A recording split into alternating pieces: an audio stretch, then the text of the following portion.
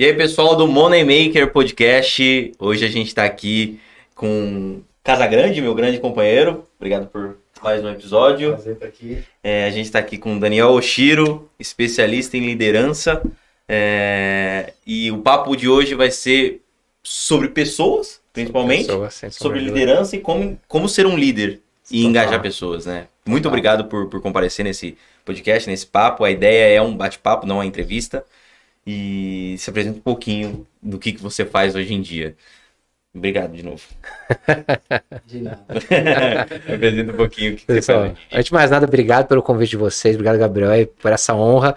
Poder contribuir com a galera que está acompanhando vocês e que vai estar acompanhando depois disso aqui.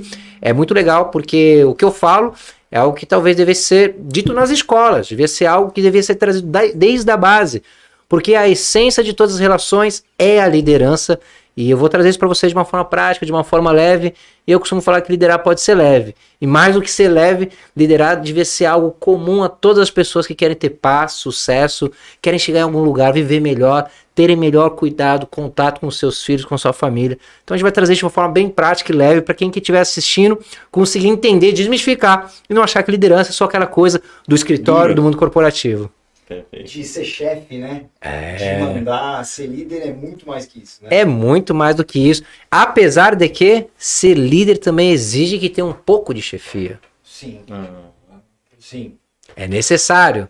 O nível de responsabilidade é muito grande do líder, né? Cara, a gente já pode até começar por aqui. Eu já faço um paralelo com a relação de pais e filhos.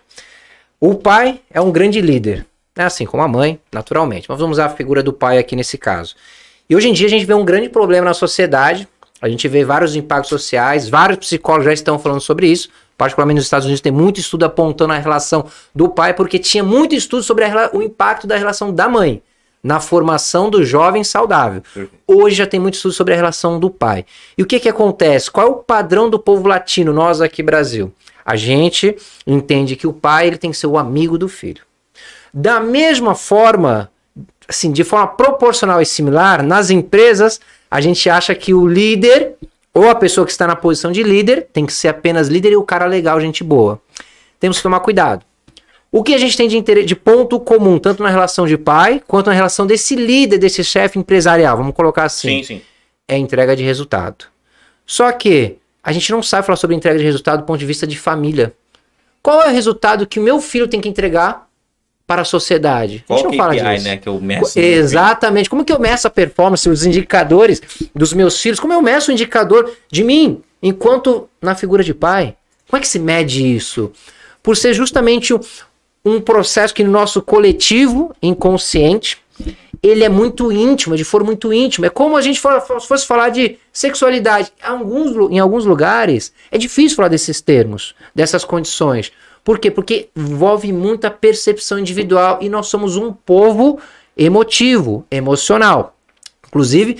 mais emocional do que muito mais. Inclusive, no padrão do padrão comportamental, existem metodologias, e a gente pode falar um pouquinho, quem quiser conhecer, entender um pouquinho mais sobre isso, que fala sobre os 4 traços de personalidade. E o brasileiro é um perfil mais relacional.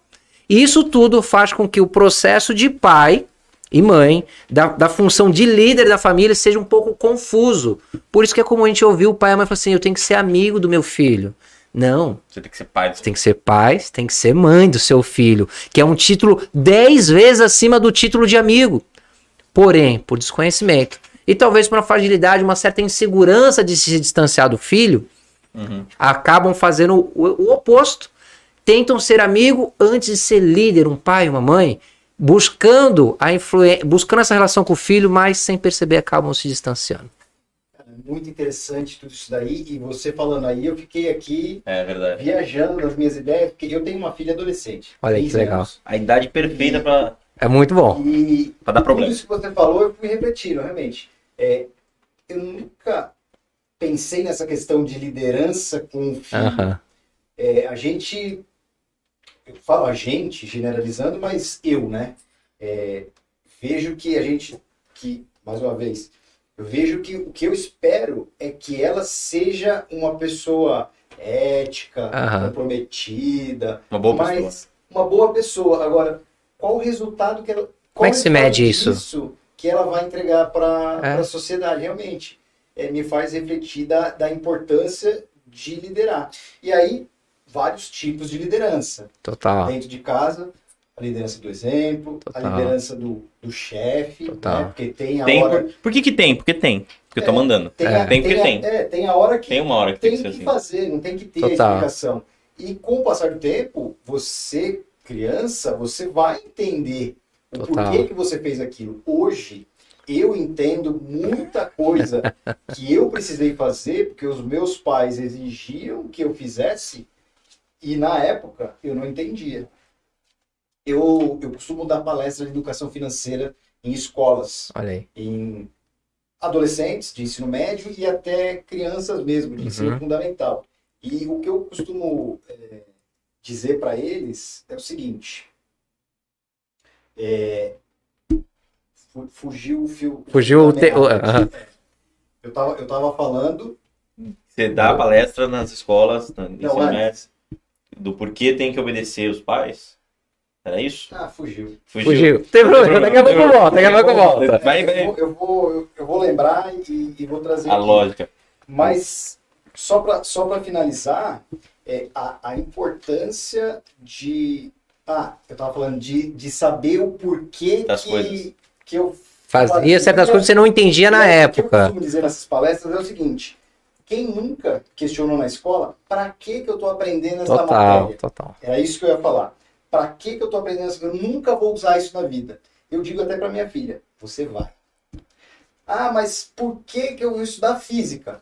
Poxa, para você sair de casa no horário certo, saber quanto tempo você vai demorar para chegar no lugar. E na escola você não aprende a física, você aprende a aprender, né? Você aprende a aprender. Porque se você. Tanto que no mercado financeiro, hoje, 80% do mercado financeiro é engenheiro.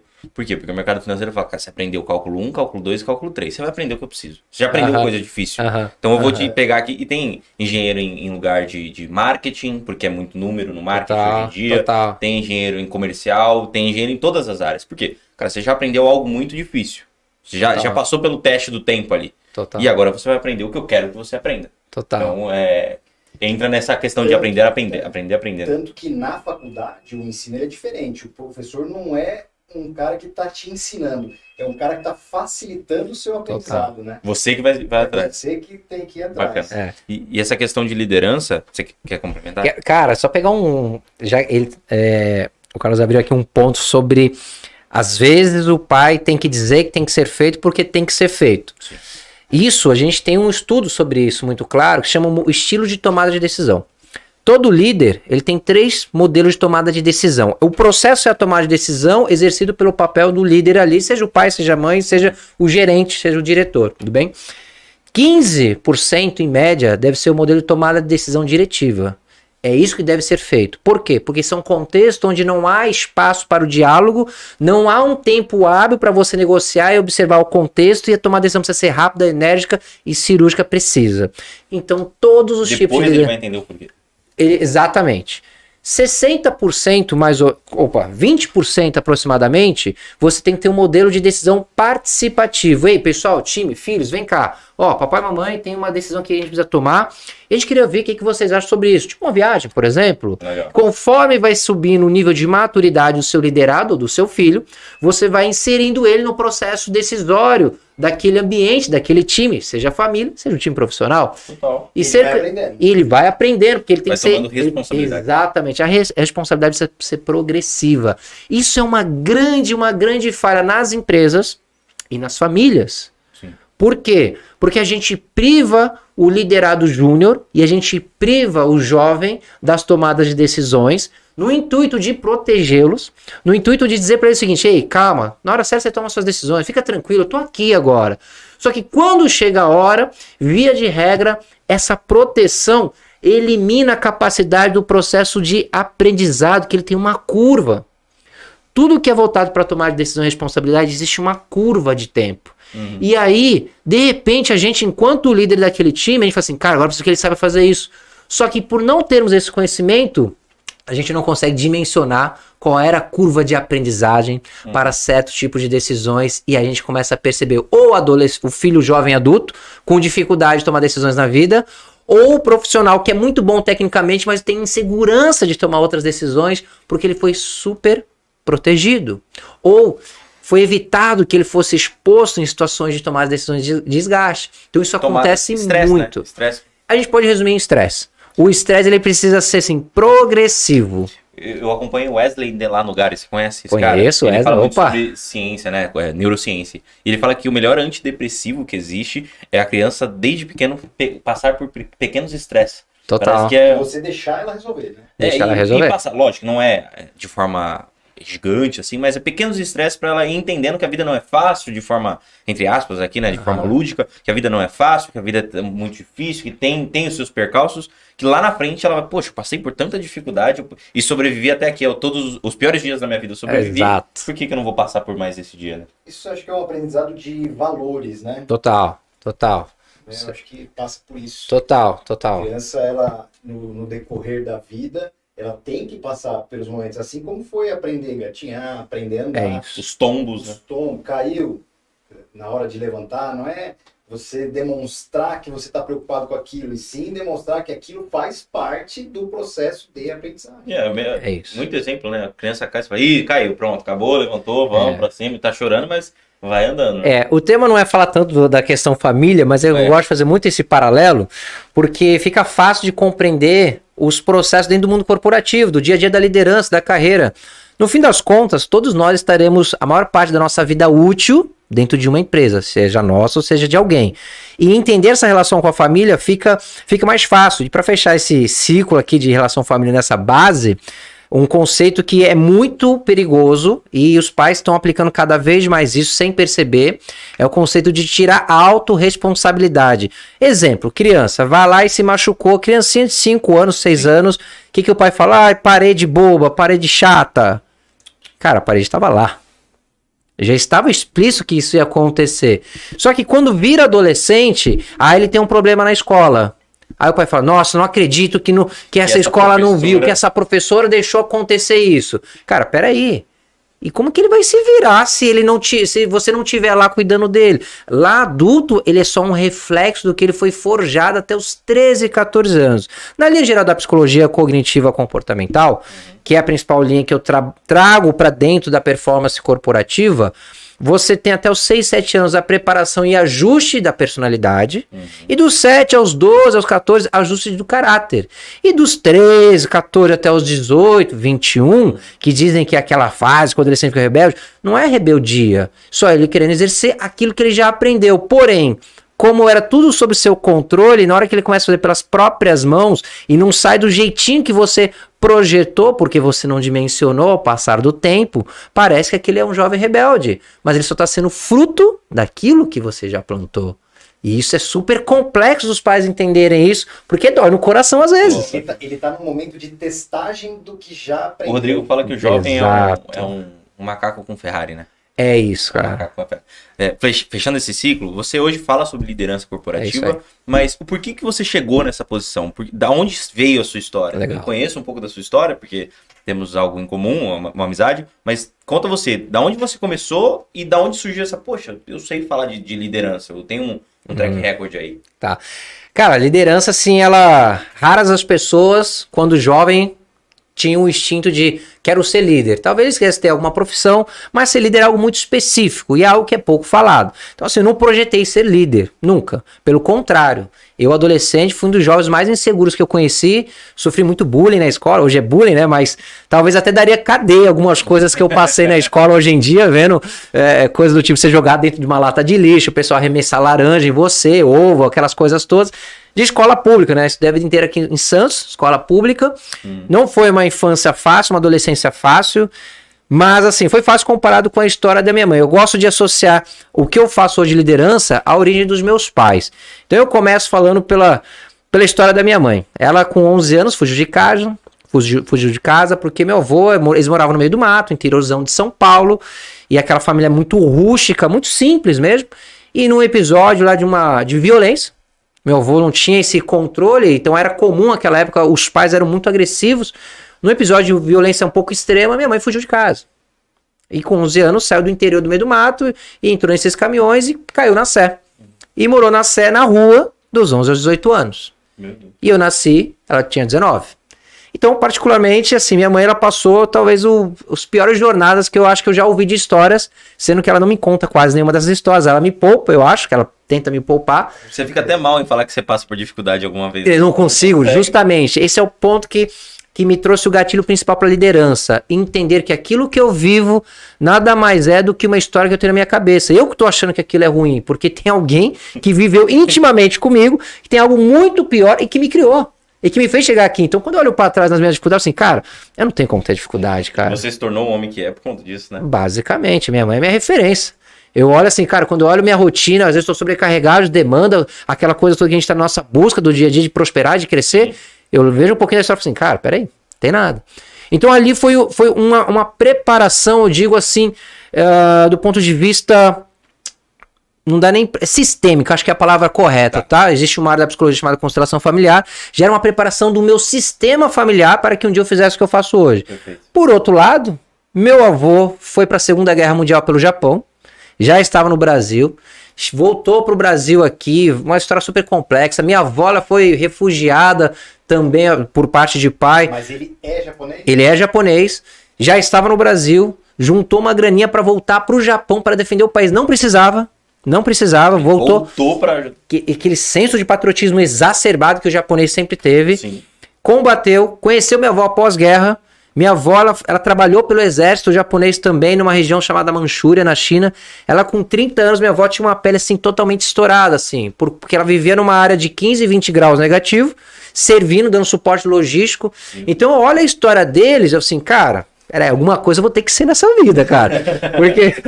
trouxeram até aqui, né? Pô, esses caras sobreviveram, chegaram até aqui, cara. Não é possível que você só mais uma pessoa por aí, né? Tem que fazer alguma coisa pra esse planeta, cara. Se Deus deixou eles sobreviverem até aqui, eu tenho que contribuir de alguma forma. Perfeito. Então, conhecer as histórias dele sempre me deu o seguinte sentido, cara, eu vou ser alguém. E minha mãe sempre me ensinou o seguinte, não importa o que você queira, vai lá e faz. Ah, é você que não fez. Então, ela sempre trouxe pra mim a responsabilidade daquilo que eu não tinha. Então eu cresci olhando o seguinte, cara, eu vou ter que dar um jeito de fazer. Lembro um fato que foi muito marcante, eu tinha acho que 16 anos, eu tenho um irmão que é 9 anos mais novo, eu praticamente fui o pai dele, tive que cuidar, porque não vivia com meu pai, minha mãe chutou meu pai, chutou o pai do meu irmão também, eu brinco com ela assim, você foi especialista em fazer filho chutar o pai quando tinha 4 anos, porque foi comigo, foi com meu irmão, e acabou que eu tive que criar meu irmão. E nessa jornada aí, eu lembro um episódio que, cara, a gente foi despejado. A gente morava aqui em Santos. Foi bem complexo a adolescência. A gente foi despejado várias vezes. Aquela cena típica do cara batendo na porta. Você tem que sair, chega e tal. Põe as coisas nas costas e carrega pra algum cantinho. Aí eu vivi essa cena. E aí, cara, ali eu lembro que foi um marco. Porque nesse processo, eu lembro, a gente morava com meu tio. Eu encontrei com meu tio em algum lugar. Meu tio, na época, ele morava... aqui perto, até, esqueci o nome da rua. Ah, na Alexandre Martins. Ele foi morar num depósito de coco. E ele morava, não era no depósito, ele morava numa paredezinha e colocaram lá uma caminha. E, cara, todo dia ele acordava tirando um rato de cima dele. E eu lembro eu conversando com ele, pô, tio, a gente não vai conseguir, a vida tá difícil. E eu contando ali, ele virou pra mim e ele falou assim, olha, nunca diga que algo está difícil enquanto você estiver de pé, enquanto você estiver respirando. Se você tá respirando, é porque você tem coisas que você pode fazer ainda. Levanta essa cabeça e vamos em frente. Aquilo foi um marco. Por quê? Ali, tudo que eu passei na minha vida, quando eu olhava assim, eu lembrava dessa cena, assim, cara, isso aqui não é nada. Não tem como, né? Porque meu tio acabou sendo um pouco de pai, foi um pai pra mim. Então eu pego a história do meu pai, pego a história da minha mãe, pego a história do meu tio, assim, cara... Seus avós. Dos meus avós... Não, quanto mais pra trás eu vou, é pior. Vocês estão parando na minha primeira linha... Eu falo assim, cara, eu tenho que somar alguma coisa no mundo. E acabou que nesse processo, todo lugar que eu entrava, naturalmente, eu tinha aquela disposição de somar. Uhum. Eu aprendi com o meu tio, se você vai trabalhar aqui limpando o banheiro, seu banheiro vai ser o mais branquinho que tiver. E quando eu ia limpar banheiro, de onde a gente tinha qualquer coisa que eu trabalhava, que ele via lá, ele ia passar o dedo. Esse banheiro tá horrível, hein? É só isso que você pode fazer? Então eu aprendi que qualquer coisa, você tem que fazer o seu melhor. E naturalmente, quem faz o seu melhor, se dedica de coração... É natural que você se torne o líder do ambiente. É natural. ligar pra minha filha aqui. Eu preciso conversar com ela. Vamos trocar uma ideia. Engraçado, o tio dele comentando, o tio dele é o primórdio do coach motivacional, né? É o primórdio, isso aí. Do coach motivacional. É isso aí, é ele que trouxe essas primeiras palavras. Na verdade, ele fez o papel de pai de trazer a palavra da firmeza, da coragem, da luta. Eu não tenho dúvida que quando eu saía dali, ele chorava no canto. Não tenho dúvida que ele virava ali. Ele com certeza tinha as fraquezas dele. Natural. Demonstrar a fraqueza enfraquece os outros, né? Enfraquece. Você não pode... É claro que você guardar essa fraqueza sem nunca demonstrar acaba te trazendo outros processos, outras complicações, sem dúvida. Mas no processo de criação das pessoas, mostrar fortaleza nesses momentos, você ajuda no caráter, nos princípios, nos valores. Total. Né? E ajuda o outro ser uma pessoa melhor, né? Total. E aqui já vai uma dica para quem lidera ou quer liderar. Hoje em dia é muito comum a gente ter um conceito falando que o líder tem que mostrar suas fragilidades. Muito bonito, muito legal. Só que falta algumas vírgulas nesse contexto. É igual esse processo do pai que está com essa dificuldade na família. O líder tem que mostrar sua dificuldade para as pessoas corretas. Um líder nunca pode mostrar fragilidade para o seu time.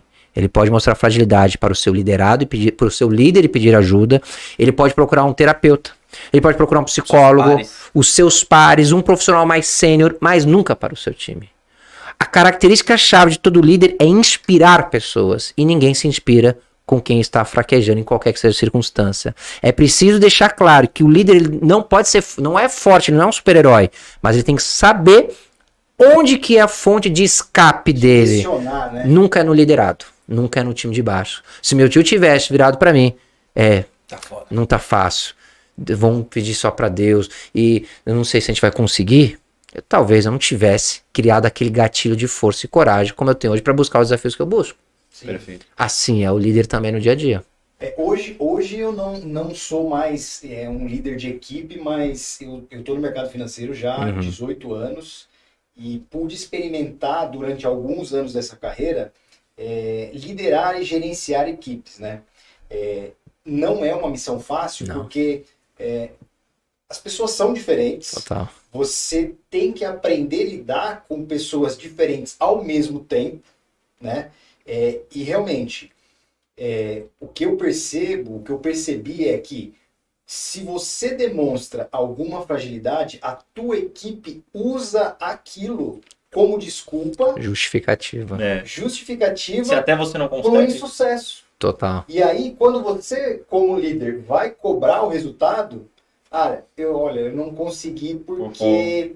E aí ele coloca aquela tua fragilidade, porque isso te deixa sem resposta. Você não tem que falar. Você vai falar o quê? Se aquela é a sua dificuldade. É isso. E eu, nesse mundo do mercado financeiro, eu fui gerente geral de agência bancária. E é um cargo de gestão e liderança muito solitário. Muito. Por quê? Dentro da tua agência, você é a autonomia suprema.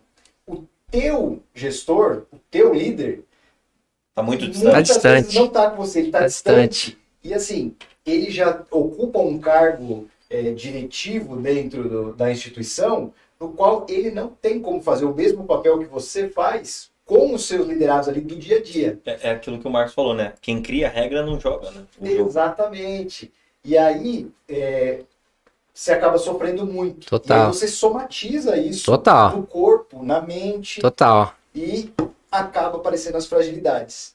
Então, eu acho que um trabalho como esse que você faz de preparação na liderança ajuda a fortalecer esse tipo de profissional. Na verdade, é o que você falou agora, você expôs aqui para todo mundo que está assistindo a lacuna de oportunidade que eu estou ocupando.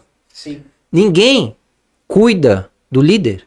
A real é que as empresas falam assim, você é líder, você tem que desenvolver as pessoas. E não te dá tempo para desenvolver pessoas, não te dá os recursos adequados.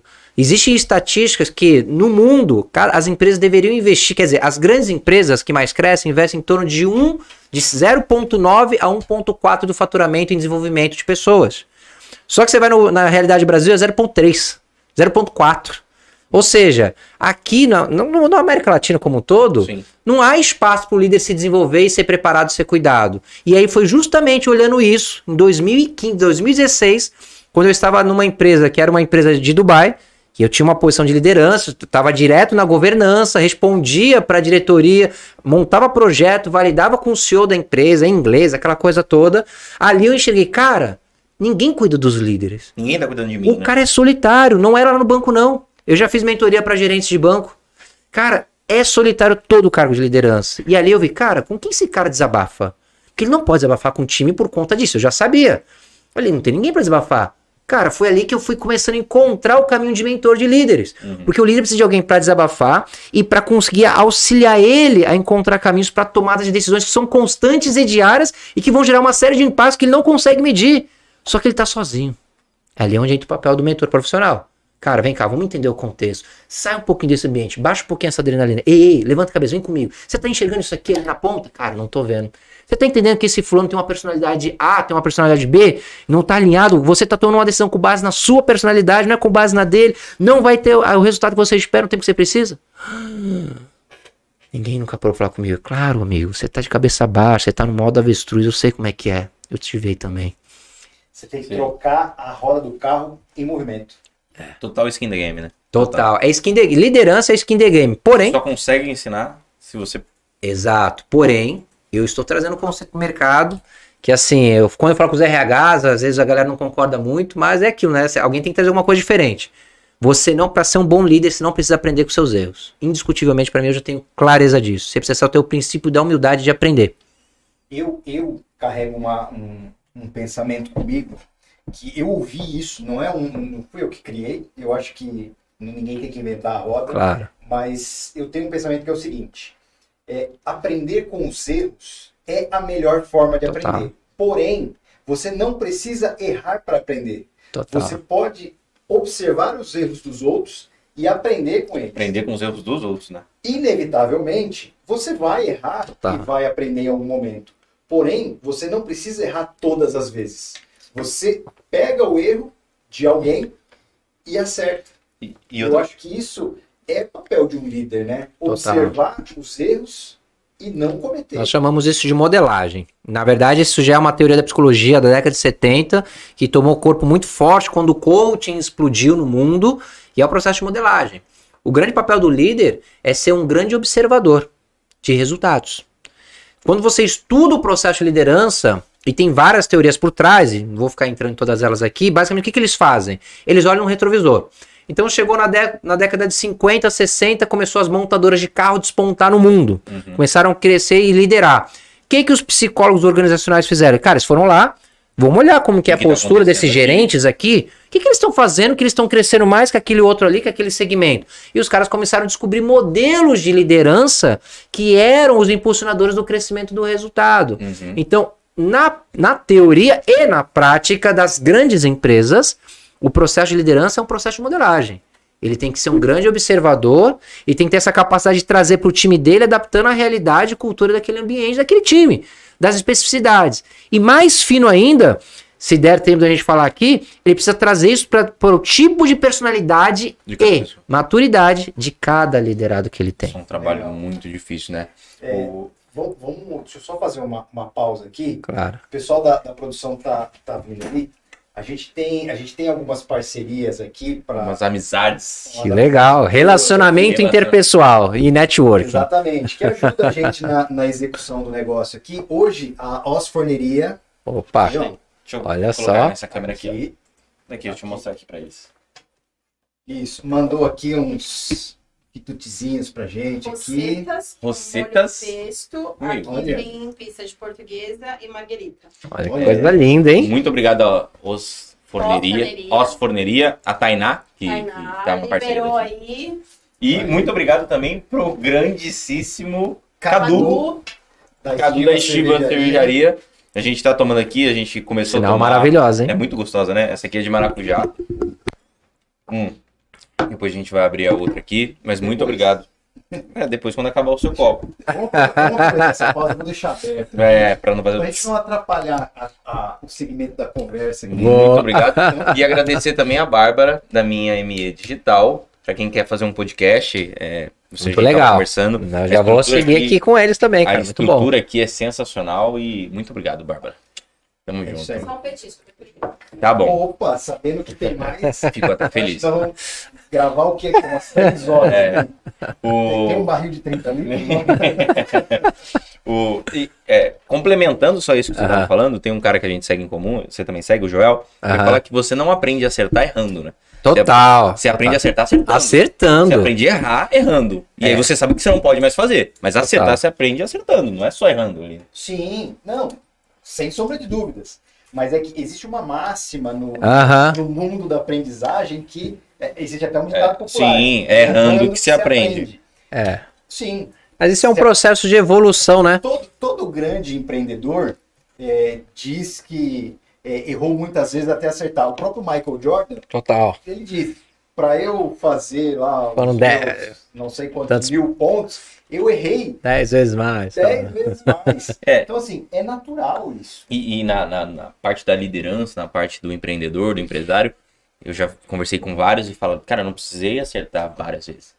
Eu posso errar quantas vezes? Eu preciso acertar uma vez, que mudou minha vida, né? O acerto funcional ali, né? A gente tem, de 2010 para cá, um processo de evolução mundial do ponto de vista de pessoas. Então, está se observando cada vez mais o indivíduo, etc. Isso é muito legal. Porém, alguns conceitos acabam se romantizando um pouco demais. Por exemplo, esse errando que se aprende é um conceito, se a gente analisar a espécie humana, que foi um conceito que deixa um pouco leve a carga daqueles que não tiveram o sucesso que desejaram. Isso é legal, faz parte, é um processo de uma válvula de escape. Todavia, não é o processo mais eficiente de ancoragem que a gente poderia ter. É talvez uma motivação para que aquela pessoa não pare de tentar. Não pare. Total, foi um escape, é necessário. E muitas pessoas precisam viver desse ditado. Eu digo o seguinte, todas as frases que a gente conhece de impacto, a gente tem que tomar cuidado porque elas são circunstanciais. Tem um porquê. É um contexto. É um contexto. Eu uso muito. Se vocês forem entrar lá no meu Instagram, eu sei que todo dia eu ponho uma frase de efeito. E para os meus mentorados, eu sempre falo, cara, cuidado. Elas são circunstanciais. Então, os meus mentorados já sabem aplicar as frases de efeito. É raro você ver um mentorado meu falar assim, não, eu tenho que fazer isso porque aquele ditado diz que tal coisa. Não, peraí. Mas aquela circunstância, né? Clichê só é um clichê porque perdurou no longo prazo, né? Longo prazo, perdurou no tempo, justamente. Então, a gente está vivendo uma sociedade agora com muito acesso à informação em todas as áreas e no desenvolvimento humano é a mesma coisa.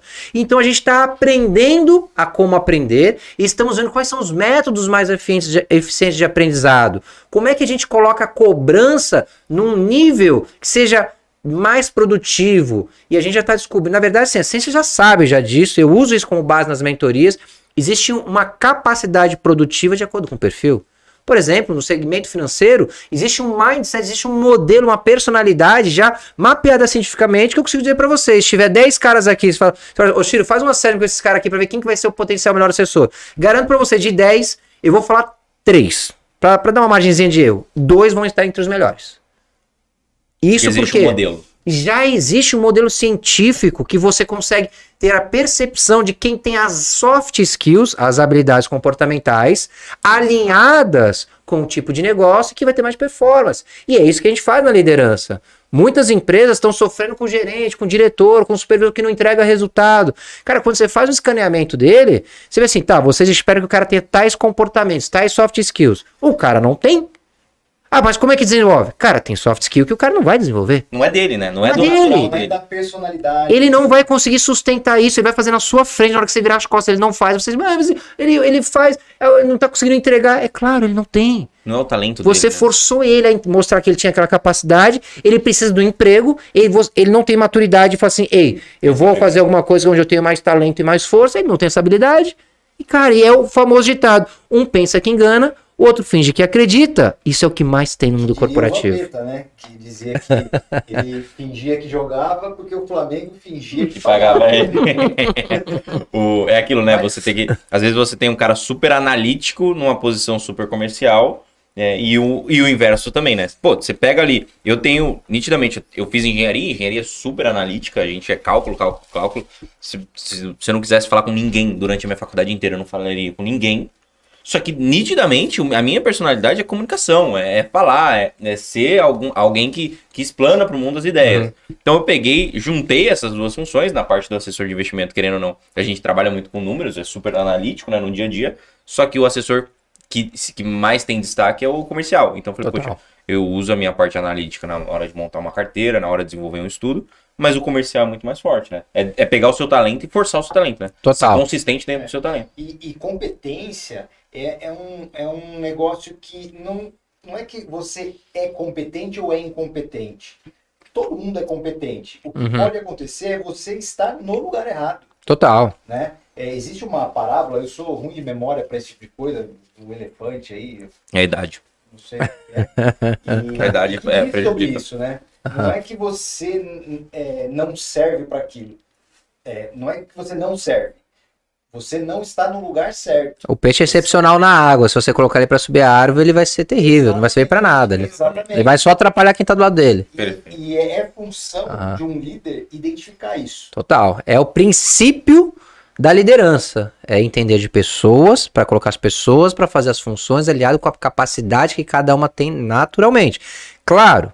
Não é tão simples assim. Primeiro que as empresas não dispõem de ferramentas. Os próprios RHs não têm conhecimento das ferramentas comportamentais. Difícil. Na real, assim, eu tenho muitos amigos gerentes de RH, muitos, porque quando eu vou nas empresas, normalmente eu entro pelos RHs. E eu falo muito claramente para ele, cara, a área mais sofrível, olhando aqui, se é que existe o termo sofrível, dentro da empresa, é a área que deveria ser a área que deveria estar desenvolvendo o clima e pessoas, o RH, que deveria estar provendo isso, e eles próprios falam, cara, realmente, é uma hipocrisia. E eu, quando saí para começar a fazer esse trabalho, eu tenho vários, chamo de paradoxos do RH. Tipo, reter talento nas empresas. Enfim, a gente pode falar sobre isso se vocês quiserem perguntar, eu vou falar bem legal. Então, os RHs, cara, eles são a área que deveria dar a base de formação de novos líderes, de apoio, de construção. Cara, entre eles mesmos, eles já são destruídos. Eles mesmos não têm o que eles pregam que os líderes tenham. Cara, não tem como ser funcional. Eu tenho uma palestra que chama Liderança Gera Lucro. Porque eu provo por A mais B. E a empresa gosta disso. Opa! No final do dia é a última linha, né? Eu provo por A mais B que se você fizer um investimento em liderança, ele te dá ROI. Ele te dá ROI, porque dá pra medir isso. Hoje em dia você já consegue medir. Só que as empresas não estão preparadas para ouvir isso. Por quê? Primeiro que quando você fala isso para as empresas, os RH se sentem com o ego ferido. Pô, como assim? Você vai trazer outra pessoa? É outra pessoa? Não, peraí, isso aqui a gente pode fazer aqui internamente. Não, o cara pode trazer uma palestra, mas não isso aí, desenvolver... Não, a gente vai desenvolver os nossos... trabalho aqui... Nós vamos desenvolver... É um programa que está muito forte hoje, programa de mentoria interna. Cara, eu já rodo algumas empresas grandes. As empresas escolhem algumas pessoas para ser multiplicadores. É poético. O conceito é muito bonito, né? Eu costumo falar o seguinte, né? Aqui na América Latina, a gente traz o conceito do europeu no ano seguinte, mas a prática vem 10 anos depois. Então o conceito chega no ano seguinte, porque o gerente aqui, o diretor aqui, ele tá lá no Summit, lá na Alemanha, nos Estados Unidos, ele tá lá, ele tá acompanhando.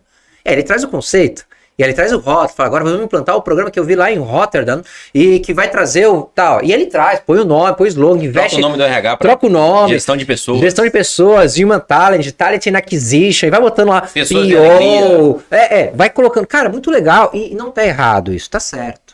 Qual que é o problema? O problema é que não vem a prática, ela vem 5, 10 anos depois. E eu acho que tem uma outra questão, que é a cultura. Total. E aí me ocorreu um exemplo aqui, eu lembro bem na Copa do Mundo 2014 aqui, os jogos do Japão, ao final dos jogos, os japoneses recolhendo lixo. Pô, a gente tá numa cidade de praia aqui, a gente tá finalizando o verão, acabou o carnaval. Se você foi na praia, não é que choveu todos os dias, mas quando você vai na praia... e no final do dia você olha a areia da praia, é uma imundícia. Não, isso é uma terça-feira. É uma sujeira. É surreal. Assim, era só você pegar o que você é só o seu. Sujou. A praia no final do dia ia estar limpa. Mas culturalmente... O japonês, ele não se limita a pegar o dele. Ele pega o dele mais um. Ele pega o dele mais um. Então, assim, é um processo que eu acho que é longo, né? E tem a ver com a liderança. E aí... pode até ser polêmico isso. Boa, gosto disso. Tem a ver com as lideranças governamentais também. Total, tem relação, né? Total. Porque a gente escolhe as pessoas que vão representar a gente Mas qual é o exemplo que essas pessoas trazem pra gente? Em outros países, se acontecesse os escândalos que aconteceram aqui num passado muito recente, é pena de morte. No Japão, não sei qual país aí, corta, mas no Japão, corta a mão? Não, no Japão não corta a mão, mas até ocorre esses casos de corrupção, mas o processo de imagem da pessoa é tão arraigado que ele mesmo se tira a própria vida. Eu vi alguma coisa sobre fere a honra dele. É um resquício do modelo samurai, que então assim, traz um conceito ainda muito forte de honra. Ele comete o erro, mas quando descoberto no seu erro, na sua falha, ele não consegue conviver com a sua falha de caráter de forma pública. E aí, por que eu trago isso que pode ser polêmico aqui? E a minha intenção não é criticar... Total. Eles estão falando de conceitos. Não vou nem falar esquerda, mas lado de lá ou lado de cá. A gente tem uma política educacional no Brasil que eu vejo isso na internet de vez em quando, assim, a escola ensina, a família educa. Eu acho que é um conjunto, né? A escola tem sim um papel na formação social das pessoas. A minha mãe, ela é lá da década de 60, ela comenta que quando ela era adolescente, ela tinha que estudar educação moral e cívica, ética. Eu acho que falta um pouco disso. Vindo do poder público, do Estado, não dos políticos, mas do Estado, e aí o Estado é feito por políticos, para ajudar os pais a criarem as crianças. Os pais precisam se concentrar em trabalhar, em gerar renda e contar com a escola para a qual você confia seu filho. Para pelo menos não atrapalhar. Exatamente. Mas será que tem essa vontade do Estado? Eu acho que essa cultura é possível, num prazo até que curto, a gente trabalhar isso. Só que aí tem que vir... De baixo para cima, da liderança, né? Da liderança. A gente precisa aprender a votar melhor. Eu acho que essa não é a questão. A questão é, foi confiado a pessoa lá. Tem que exercer. Esse líder traz pra gente. O que ele entrega, o que ele traz de direção, de posicionamento, de princípios e valores, né? E é engraçado, né? Que o exemplo ele não influencia, o exemplo é tudo, né? O exemplo é tudo. O exemplo é tudo. O exemplo, então, literalmente ele arrasta. A palavra convence, o exemplo arrasta. Eu coloco uma vírgula na sua colocação em Casagrande. Até porque eu não sou dono de verdade nenhuma. E a vírgula é justamente porque, para não tirar o contexto, para não tirar toda a grandiosidade que você colocou aqui. Por que uma vírgula? Porque é o seguinte, existe ensinamento, existe comportamento e existe princípios. Tá? A base que os pais precisam entregar em casa são os princípios. São de fato os pilares. O grande ponto é o seguinte, o ambiente também ele influencia muito. Então, não dá para a gente negar que o modelo governamental, educacional, o contexto ambiente não influencia na formação daquelas pessoas, daquele líder, daquele grupo. Vai influenciar. Ponto.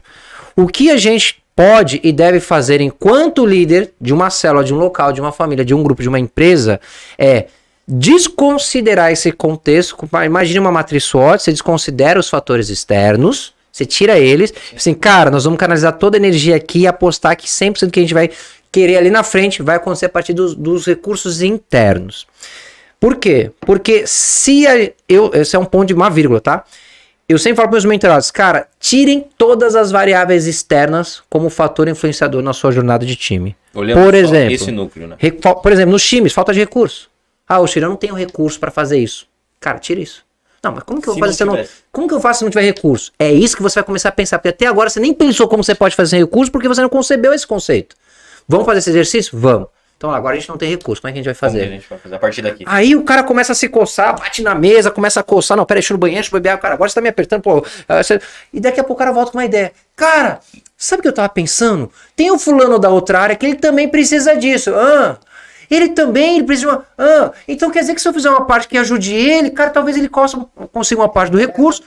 Perceber responsabilidade. O famoso Orif, né? Mas e se... Exatamente. E se a gente... Porque o cara começa a... Quando você exclui os fatores externos que são incontroláveis, porque todos os externos são incontroláveis, você força o teu... Cara, agora precisa achar uma solução, cara.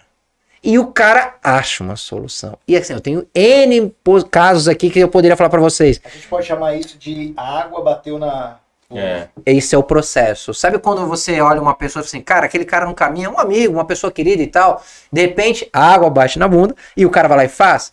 O que é essa água bater na bunda? Nada mais é do que uma barreira mental que todos nós colocamos com base na nossa educação.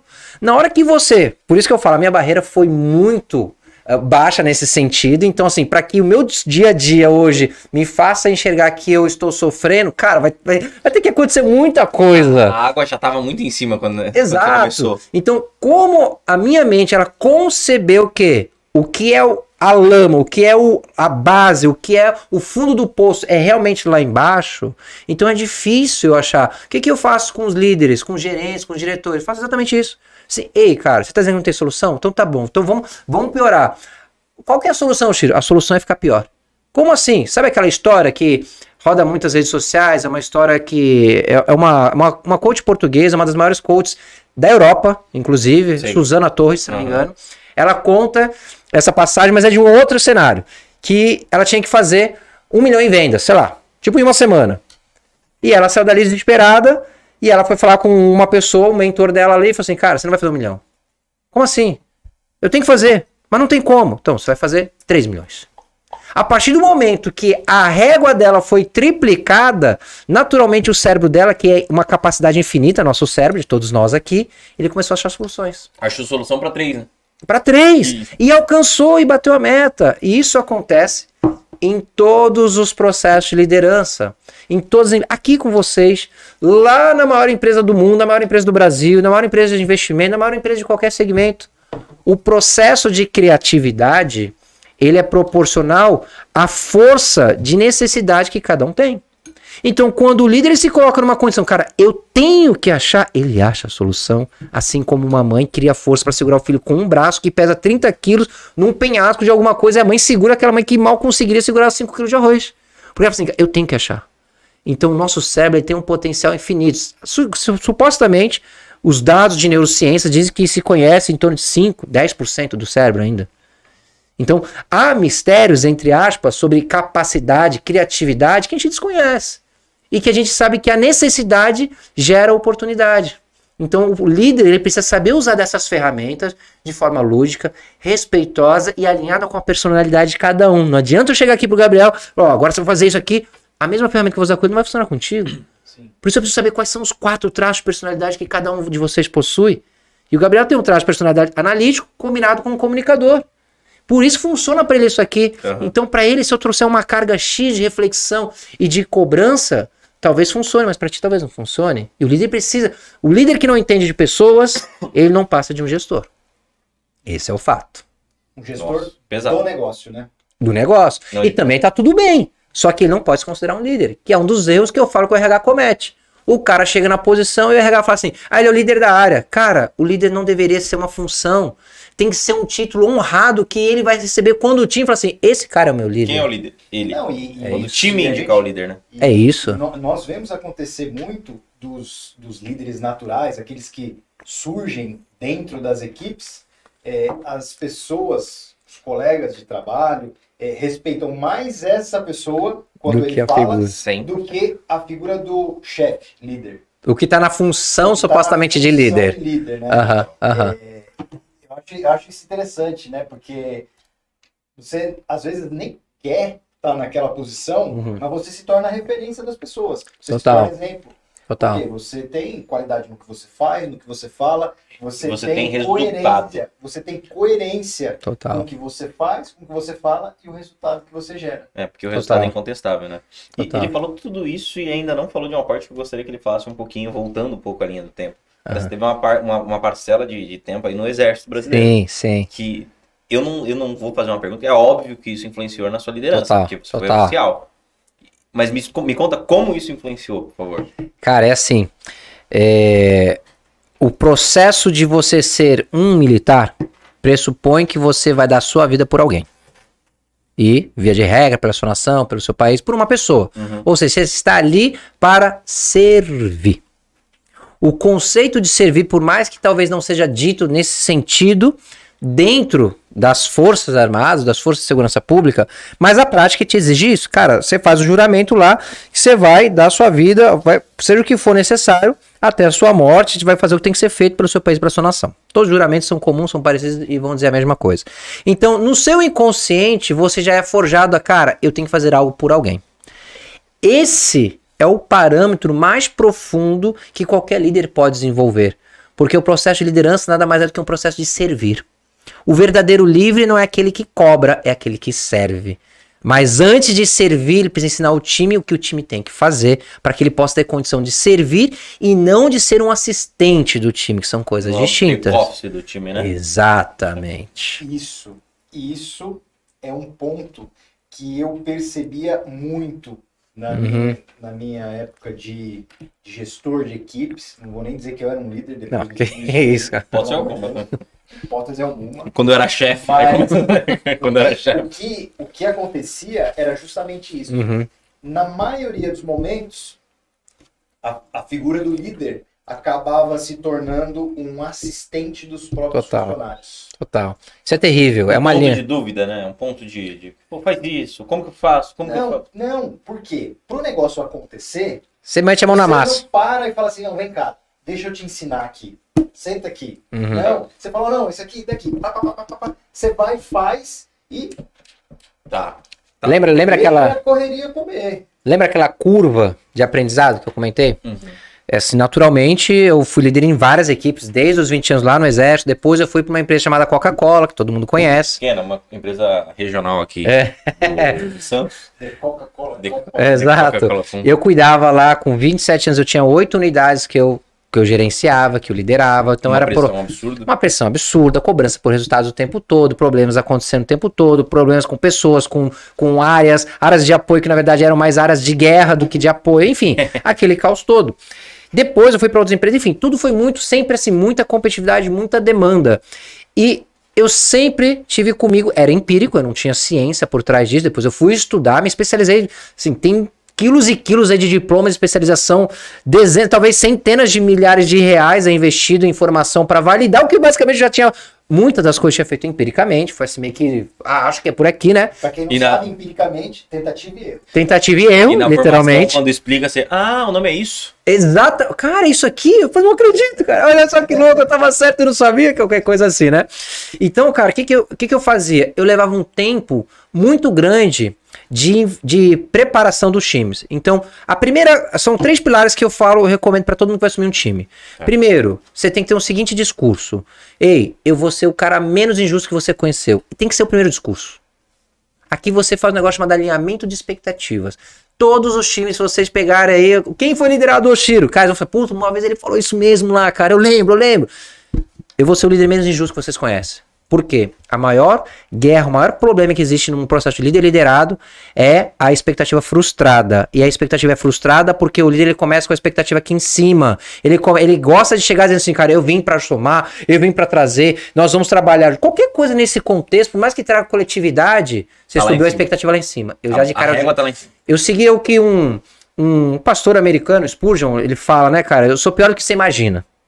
Então ele era um cara que fumava, e aí as pessoas, pô, você é um pastor, você é um pregador da palavra. Ele, cara, eu sou pior do que você imagina. Ou seja, dentro da psicologia humana, ele baixava a expectativa dele, o cara já ficava em choque. E aí eu complementava, olha, por que eu vou ser o menos injusto? Porque o seu conceito de justiça é distinto do meu.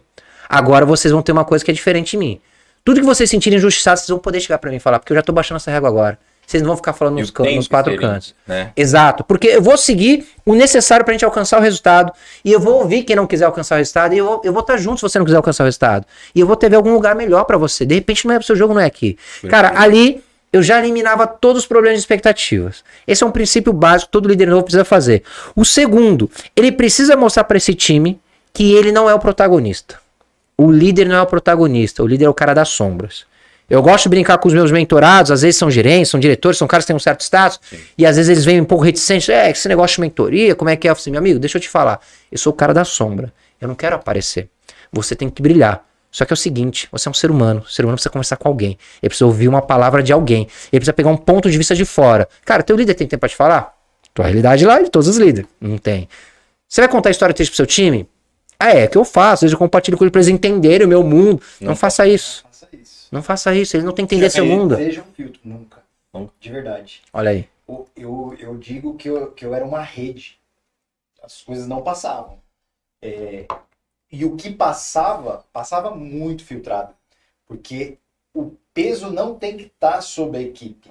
A equipe tem que se sentir leve, tem que se sentir solta para poder gerar resultado. É o que um cara que a gente conhece fala, né? Pra baixo todo mundo grita. Uhum. Legal é você olhar pra cima e começar. Apontar pra cima, gritar pra cima. Aí é diferente, né? Exatamente. Esse é o jogo. E esse é o segundo pilar que todo líder novo tem que ter. Ele tem que saber que ele não vai passar para baixo os problemas pro time. Ele tem que concentrar nele, conseguir direcionar para cima e buscar a rede de apoio dele. E o terceiro pilar, você tem que ter um cara que... Sabe aquela série Game of Thrones? Não tinha lá a mão do rei? Sim. Nas forças de segurança costuma chamar de adjunto ou 02, qualquer coisa nessa linha. Cara, você tem que olhar pro seu time. Não necessariamente é o mais experiente de idade, mas é o mais experiente de atitude. E é aquele líder natural. Em uma semana você consegue observar quem é esse líder natural. Você faz um processo aí, você observa, você chama eles, põe um desafiozinho simples para cada um, todo mundo vai sair fazendo, você vai ver quem é o líder natural do ambiente. Que é o que ajuda, que toca. Independente se o cara é o analista, se ele é o supervisor, se ele é o coordenador e você é um gerente. O líder natural do ambiente, você tem que trazer esse cara para perto de você lá na largada. Ele é o seu 02. Esse cara é o 02 moral. Independente do cargo. E isso os líderes não conseguem entender isso, porque... Ele é o teu representante na equipe. Exatamente. Porque moralmente é o cara que vai representar os teus princípios e valores. Independente se o cara é analista, ele é supervisor, se ele é coordenador, e tem cara com cargos mais altos que ele, você tem que trazer esse cara ele vai entender sua palavra. Na hora que você falar pra ele assim, cara, seguinte, eu vou confiar em você pra eu te levar a trazer o melhor resultado pra esse time. Posso contar contigo? Cara, esse cara, ele nem responde, ele só faz assim, ó. E você sabe que ali traçou uma linha de lealdade que não vai se romper nunca mais. E é algo que quando a ordem vem de cima, esse cara que tá o 02, ele tá lá no meio da equipe falando assim, não, é verdade, eu acho que faz sentido. Falando com o colega dele. Ele influencia a galera. Ele influencia. E aí eu vou te dar um exemplo prático e empírico disso. Antes de eu me tornar um gestor de pessoas, um líder, eu fui um 02. Olha aí que legal. Eu fui um 02. E em determinado momento, o meu líder... teve que sair da empresa. E caiu no meu colo ocupar esse lugar durante um período ali. 2, 4, 5 meses. Um tempo longo. Individualmente, foi o meu melhor período dentro da empresa. Olha aí que legal. Não é que foi o melhor período da agência, da equipe. Não, o meu. Eu fazendo o meu e olhando pela equipe, mas o porquê? Eu, por ser o 02, eu era a pessoa de confiança de cima para baixo. De baixo para cima. Total. Porque eu fui um 02 escolhido pelos dois lados. Olha aí que legal. Fala lá com o chefe. Aquele papo. Exatamente. Isso aí. E aí, quando a equipe me viu naquela situação de ter que fazer o negócio, a equipe me ajudou. Virou uma unidade. Virou uma unidade tão grande. Deixou de ser equipe e virou time. Exatamente. O resultado de todos foi muito bom. O resultado geral foi muito bom. E o meu foi o melhor resultado da minha carreira. Olha que da hora isso, cara. Então, e isso de 02, desculpa, pode complementar. Não, então, é isso que eu vou falar. Sem querer ser arrogante ou um falso humilde aqui, eu vinha me preparando para um próximo passo. Claro. Né? E as pessoas enxergaram aquilo. Eu acho que ali surgiu um líder natural naquela equipe. Isso não significa que eu fui o melhor líder quando eu fui ocupar. Não. Você foi o melhor líder nas suas condições. Mas naquela condição ali, faça o melhor que você tem com aquilo que você tem. Perfeito. Eu fiz isso. Então, eu acho que isso foi muito bacana. E a dor do líder também, em questão organizacional, na empresa, ele tem que ter o 02 para ele poder subir também de cargo, né? Porque eu acho que o Renato Cariani, ele tem uma passagem, não sei se você já viu, ele trabalhava em uma fábrica muito grande. Eu conheço a história dele, sim. E aí teve um curso que ele tinha que fazer. E não deixaram ele fazer. O chefe falou que não deixou ele fazer. Você sabe dessa? Não. Não deixou ele fazer. E ele falou, cara, eu era o mais destacado, eu era diferenciado, eu era muito bom no que eu fazia. Só que todo mundo sabia que o curso específico eu ia fazer. Chegou o meu chefe e falou, ó, quem vai fazer vai ser tal pessoa. E no mesmo dia ele chegou lá e falou, olha, por que eu não pude fazer? Não, porque quem manda aqui sou eu e você não vai fazer. Ah, mas eu tenho a melhor classificação, eu sou o melhor aqui, por que eu não vou fazer? Não, porque eu não tô mandando, sai da sala. Falei, cara, no mesmo dia, tomei a iniciativa e falei, olha, ou eu vou fazer o curso, alguma coisa assim, ou eu vou fazer o curso ou eu peço demissão. Aí o cara falou, não, você não pode sair da fábrica porque você conhece tudo da fábrica, não tem ninguém que possa te substituir. Olha aí. Ou seja, ele não iria crescer nunca, porque ninguém consegue assumir a responsabilidade que ele tem. Ele não preparou ninguém. Ele não tem um 02. E aí, analisando nesse ponto de vista agora, o culpado também é ele, de não ter um 02. Total, ele foi o responsável. Isso é um pensamento ultrapassado. De? Né? De não preparar o próximo, para o próximo não tomar meu lugar. Total.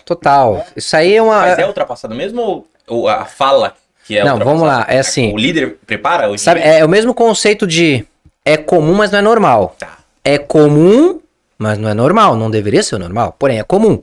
Porque o processo de insegurança, a gente tem cada vez mais pessoas mais inseguras no mundo como todo, os números estão aí, afastamento por crise de ansiedade, pânico, burnout, etc, são cada vez mais crescentes, nas empresas é igual, não muda, então o nível de insegurança é muito gigante, está crescendo exponencialmente, ponto.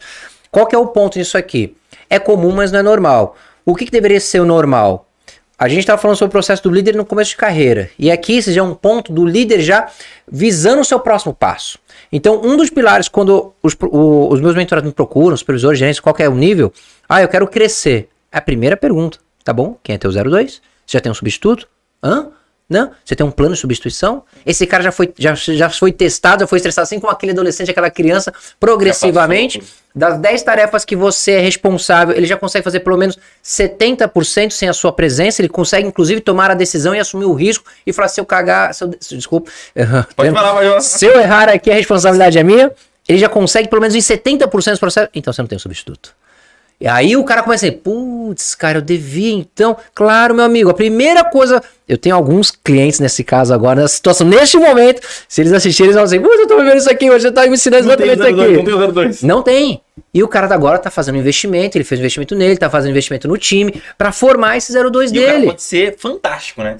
E é pior ainda, né? Se ele for fantástico, quem que vai substituir ele? Esse é o problema, porque a gente tem um problema de ego muito grande. Eu aprendi isso dentro de um livro chamado Monge Executivo, e nesse livro ele traz muitos princípios de humildade. E o princípio principal de servir é você estar disposto a ser substituível. E o que a gente vende no conceito empírico nas empresas ainda, o sistema vende é que você tem que ser um insubstituível. Não, eu tenho que ser substituível porque quando eu for substituível é porque eu cheguei na minha melhor performance. Porque eu já deixei alguém preparado, deixei o ambiente pronto para eu alçar novas jornadas, novos voos e alguém vir me continuar. Só que isso é um conceito que ainda não é o comum. Porém, deveria ser o normal. Não, é fantástico isso. E só para... A gente está chegando ao final aqui, mas eu queria voltar um pouquinho usando... Claro, por favor. Aí, nessa minha passagem de 02 aí, o meu maior presente veio num reconhecimento do meu superintendente quando eu fiz um e-mail para toda a equipe agradecendo o empenho de cada um para todos. E assim, sabe aquele negócio, não vou citar nomes para não esquecer ninguém. Não, eu fiz questão de citar todos os nomes. Por isso, Não. Mas, fulano, ciclano, beltrano. Participaram e tal. O resultado não é meu, é de vocês. E aí, eu mandei esse e-mail pro meu superintendente. E ele respondeu só para mim, dizendo Olha assim, aí. Casão, que era como eles me chamavam, você, além de ter tido um resultado espetacular, esse teu agradecimento fechou com chave de ouro. Olha aí, coisa linda. Cara, isso valeu mais do que o resultado que eu tive. Porque ali eu percebi... O reconhecimento. Porque eu percebi que eu tava fazendo a coisa certa. Total. E que as pessoas ali, eu tava ensinando as pessoas. Total. A serem... Você ensinou com a sua própria atitude, você não precisou nem falar isso. Exatamente. Eles viram sua atitude. Eu sou fissurado nesse tipo de coisa, assim. No tema liderança, você gosta. Na conversa em si. Não liderança. Pessoas. Pessoas. Eu gosto muito de conversar. Parece que não, as pessoas têm uma falsa impressão de mim. Eu sou uma pessoa tímida, eu não sou uma pessoa que saio conversando nas filas, que converso por aí. Não, eu sou mais reservado. Reservado, um pouco introvertido. Né? Eu claro, também. não que eu seja uma pessoa tímida, mas eu gosto muito de relacionamento, assim, Total. com pessoas. No final do dia, são pessoas, né? Tudo é pessoas, Uma cara. empresa não é uma parede, né? Não é. E aí, fazendo um paralelo, eu falo pra caramba, se deixar, a gente fala que é pra caramba. A gente vê muito exemplo de lideranças assim no futebol. Uhum.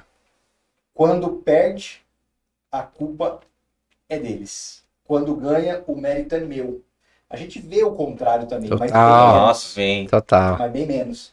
Então, eu acho que quando perde, foi o líder que... O líder tem que assumir essa responsabilidade. Tem. Pode não ter sido responsabilidade dele, né? Mas ele tem que... Ele pode não ser o culpado. É isso aí. Mas a responsabilidade é do líder. É isso. É E isso. agora, quando ganha, vocês ganharam. É isso. E corrija reservado e elogie Em público. Sempre. Regra básica. Sempre. Perfeito. Eu quero agradecer a sua presença, já deu, infelizmente já deu horário, passou muito rápido. Quero agradecer demais a presença, o papo que teve, espero que renda frutos para você. Como que a galera consegue te achar na internet? Peraí. Vai lá. Eu vou agradecer tudo depois. Rapidinho aqui, para ser breve mesmo. Você é um mentor aí de líderes e pessoas, sim. né? Sempre focado ali no presencial, Total. no ao vivo. Agora você está com migrando, né? Migrando isso aí. para os meios digitais, para o online. É isso aí. Fala um pouquinho. Falo bem rapidinho aqui, assim. Ó, basicamente assim... No máximo 30 minutos, você fala. Tá bom. Bem breve. Basicamente, eu vou fazer esse trabalho há 4 anos. Tá. Desenvolver líderes, gestores, fazer esse trabalho de mentoria. Só que do ano passado pra cá, eu me associei com um grande irmão, um grande profissional, um grande líder, que foi um líder meu e que depois veio ser meu mentorado dentro desse processo, que hoje é meu sócio, que é o Luiz Couto, que tá aqui junto com a gente aqui, dando suporte. E a gente viu que o que eu faço, ele precisa ser escalado. Como tu mesmo citou no teu exemplo, que você era solitário. Sim, todos os líderes são solitários enquanto eles quiserem, porque eles já têm um processo agora digital. Eu já consigo estar capilarizado já no Brasil, tô até fora do Brasil, tem pessoas fora do Brasil que a gente já vem conversando. Então a gente consegue levar esse modelo de conhecimento, de mentoria, para que o cara tenha mais performance no seu time, acima de tudo, que ele tenha, no final, qualidade de vida. Porque não é sobre ele entregar o resultado lá, é sobre ele se sentir bem como ele entrega o resultado, melhorar o resultado para que ele traga o retorno para casa dele, pro bem-estar dele. Então esse processo digital a gente já tá nas redes sociais, a galera pode me encontrar no Daniel Oshiro Oficial, lá no Instagram e no Facebook, e no YouTube também, Daniel Oshiro Oficial também. Daniel Oshiro Oficial. Daniel Oshiro Eu vou colocar Oficial. todos os links, vai estar na descrição aqui, tanto do Instagram, do Facebook e do que você quiser. Legal. Vou colocar mais algum link, você precisa?